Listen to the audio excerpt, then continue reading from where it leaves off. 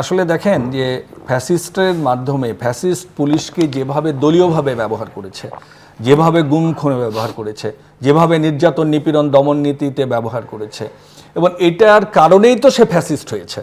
এবং এই যে আইন শৃঙ্খলা বাহিনীকে দলীয় বাহিনীর মতো এখন বলা হতো কিভাবে জানেন, যে আওয়ামী লীগ, যুবলীগ, ছাত্রলীগ, শ্রমিক লীগ, পুলিশ লীগ। কেননা পুলিশ লীগকেই সবচেয়ে মানুষ বেশি ভয় করত, সেটা হলো রাজনৈতিক দল বলেন, সাধারণ মানুষ বলেন। তো এখন এইভাবে তো সমাধান না। আপনি বলছেন ওদেরকে সরায়ে দিবেন, সরায়ে দিয়ে এখানে এখন ফ্যাসিস্ট পুলিশের জায়গায় কি আপনি জাতীয়তাবাদী সিলমারা পুলিশ বসাবেন? নো, পুলিশ সংস্কার করতে হবে, পুলিশ সংস্কার করে, রাইট, পুলিশ সংস্কার, যারা যে কোনো গভর্নমেন্ট যেন পুলিশকে, জিল্লুর ভাই, দলীয়ভাবে ব্যবহার করতে না পারে। আর পুলিশ যেন তার যে জুরিসডিকশন, তার যে পুলিশিং যে নীতিমালা, সেগুলো মেনটেন করে যেন জাতিকে সেবা দিতে পারে। সে জানে কোন জায়গায় তাকে গভর্নমেন্টের অর্ডার ফলো করতে হবে। গভর্নমেন্ট যদি অন্যায় অবদার করে, কাউকে গুম করতে বলে, সে করবে। কিন্তু আওয়ামী ফ্যাসিস্ট কি পুলিশকে কি ব্যবহার করেছে? দলীয় বাহিনী ব্যবহার করেছে। আমরা চাই না, বা কেউ চাই না, আপনিও চান না যে ঠিক এই গভর্নমেন্ট আবার সেটাকে জাতীয়তাবাদী পুলিশ দল বানাক। No, of course not. এটা প্রফেশনাল পুলিশ থাকতে হবে, যারা দল মত নির্বিশেষে যে টাইপের পুলিশিং হওয়া দরকার। তা না হলে আইন শৃঙ্খলা বাহিনী হবে না। আপনি নতুন করে এক সেট আপকে সরাইয়া দিয়ে আপনি যদি বিকল্প আর এক দলের আনুগত্যশীল সেট আপ তৈরি করেন, it is not going to happen the real policing approach and environment in our society. এই জন্য আমাদেরকে অলওয়েজ দক্ষ পুলিশ, প্রফেশনাল পুলিশ, দলীয় পুলিশ না, বা লেজুর ভিত্তির পুলিশ না, এইটা আমাদেরকে মেকশিওর করতে হবে। তা না হলে আইন শৃঙ্খলা, আবার যদি কোনো কারণে বিএনপির পতন হয়, যদি আরেক দল ক্ষমতা আসে, তখন বলবে না ওই পুলিশ বাদ, এখন আমার police. No, which is not, police is there, should be there. কিন্তু পুলিশ ক্যানট বি দলীয়, পুলিশ ক্যানট বি দলীয় আনুগত্য করবে, অথবা apart from their law, apart from যে পুলিশিং যে নীতিমালা, এর বাইরে কাজ করবে, এটা করতে দেওয়া যাবে না। This is one. সেকেন্ড হলো যে আপনি দেখেন যে আপনি বলছেন যে চাকরির বাজার, এই যে একটা বাজেট, আমাদের যে বাজেটটা হয়েছে, এই বাজেটের আমরা ডাইরেক্ট 26% আমাদের আয় কোথা থেকে আসবে এটার কোনো নিয়ন্ত্রণ নাই। আমরা বলছি 14% ধরবো বৈদেশিক সাহায্য, 12% আমাদের অভ্যন্তরীণ ব্যাংক থেকে সাহায্য নেব, তাই না? আর রিমেইনিং আমরা বলেছি 19 থেকে 21% আমরা কি করব, যে আমাদের রেভিনিউ আয় বাড়াবো, যেটা এই 10 মাসে অলমোস্ট ইম্পসিবল। বিকজ বিগত 50 বছরে কর আদায়ের বা রাজস্ব আদায়ের যে আমাদের হার, সেটা যদি আমরা সর্বোচ্চ ধরি, সেটার অর্ধেকও সম্ভব নয়। তার মানে আমাদের এখানে পুরো বাজেটের একটা বিরাট অংশ ঘাটতি বাজেট, মোর দ্যান 2,40,000 তো আমাদের অফিসিয়ালি হিসাব, কিন্তু তার চেয়েও বেশি যদি আমি রেভিনিউ এইটা উদ্যোগ না নিতে পারি, তাহলে আপনি কর্মসংস্থান করবেন কিভাবে? আপনি আউট অফ 100 যদি 100 টাকা যদি আপনি বাজেট ধরেন, আমি বোঝানোর জন্য সাধারণ মানুষের, সেটা হলো আমি 60 থেকে 64 টাকা আমার ব্যয় হয় ম্যানেজমেন্ট খরচে, গভর্নমেন্ট চালাতে, বেতন দিতে, এই করতে, অপারেশনাল কস্ট। আর রিমেইনিং 32 to 34% অনলি আমাদের ডেভেলপমেন্ট। এই ডেভেলপমেন্টের জন্য এইবার যেটা পজিটিভ, শিক্ষা এবং স্বাস্থ্য একটু বেশি দেওয়া হয়েছে, দ্যাটস অল। আপনি কর্মসংস্থান করবেন কিভাবে?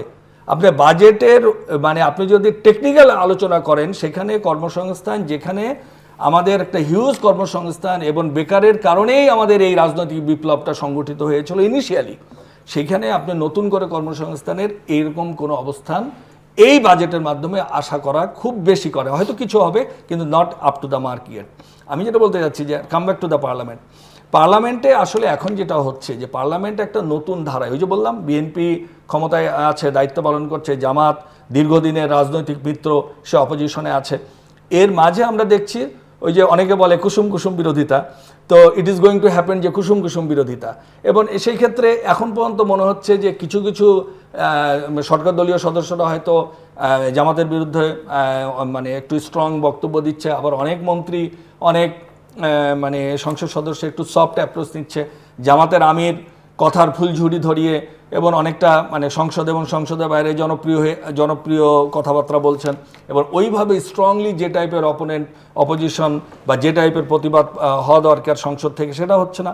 আপনি দেখেন জুলাই চার্টার নিয়ে বিরোধী দলও কিছু বলছে না, সরকারি দলও কিছু বলছে না। আপনি গুম কমিশন থেকে শুরু করে যেগুলো অধিকতর নতুন করে আইন আনার কথা, সেটাও এখন পর্যন্ত আসে নাই।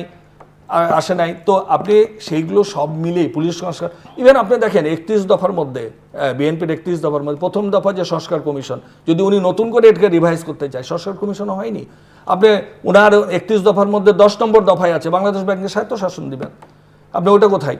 আপনি বিচার বিভাগের স্বাধীনতা, বিচার বিভাগের স্বায়ত্তশাসন, বিচার বিভাগের স্বায়ত্তশাসন কি হয়েছে বা এটার ব্যাপারে কোনো ভূমিকা নেওয়া হচ্ছে?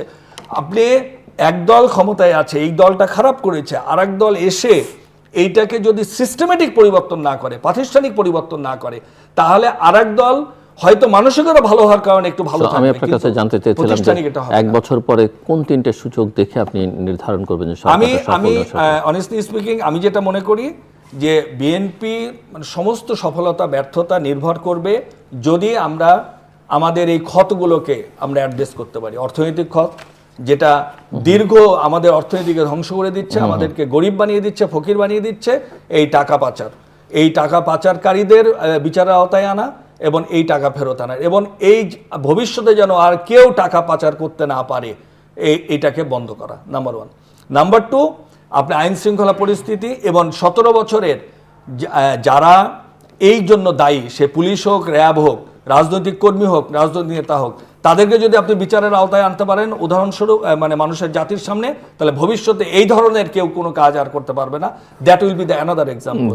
অ্যান্ড মানে আপনি যদি আরেকটা 3টা বলতে বলেছিলেন, আরেকটা যদি আমি বলি সেটা হলো যে আপনার শিক্ষা ব্যবস্থার পরিবর্তন, মানে জাতিকে যদি আপনি শিক্ষিত করতে না পারেন এবং শিক্ষিত নতুন শ্রেণী তৈরি করতে না পারেন, নেতৃত্ব তৈরি করতে না পারেন, তাহলে আমাদের মৌলিকভাবে ভালো নেতৃত্ব তৈরি হবে না, সেটা রাজনীতিতে, অর্থনীতিতে এবং ভালো নাগরিকও তৈরি হবে না। এই 3টি ব্যাপারে আমাকে অ্যাড্রেস করতে হবে।